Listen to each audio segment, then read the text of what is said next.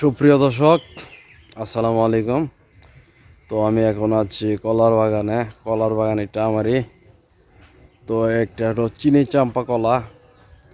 এটা অনেক গাছ অনেক বড় বড় হয়েছিল, কিছু কিছু গাছের ছড়ি আছে। এই বাগানটা আমি কেটে ফেলেছি। তো এখানে অন্য কিছু চাষ করব, লেবু চাষ করব। এখন আমার সাথে আছে আমার মামা। মামা এই ক্ষেত সম্পর্কে কিছু বলবে, চলেন শুনে আসি।